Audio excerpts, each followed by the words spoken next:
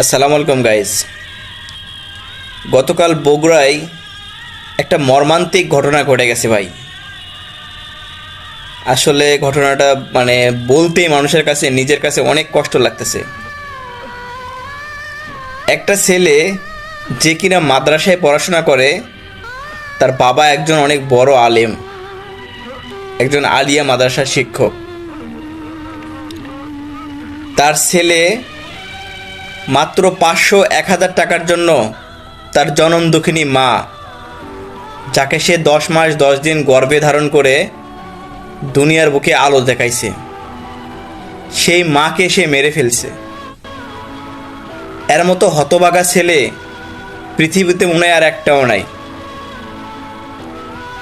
তো ভাই, ঘটনাটা শোনার পর থেকেই নিজেকে অনেকটাই খারাপ লাগতেছে যে আসলে এর ভাষাটা কেমনে প্রকাশ করব, আর তার শাস্তিটা কি ধরনের হইতে পারে।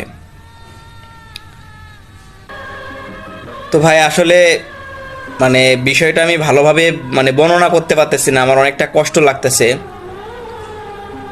তো আপনারা ভিডিওতে অবশ্যই কমেন্টস করবেন যে এই ধরনের নরপিশাচ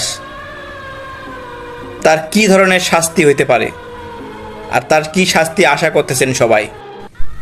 সবাই এই কালপিটের জন্য মন থেকে দোয়া করবেন ভাই। পৃথিবীর শ্রেষ্ঠ সাজা যেটা আছে সেটা যেন এই কালপিটটা পায়। যে মায়ের পায়ের নিচে সন্তানের বেহেশত, সামান্য একটা মেয়ের জন্য 500-1000 টাকার জন্য যে তার মাকে হত্যা করে, সে কোনো মানুষ না,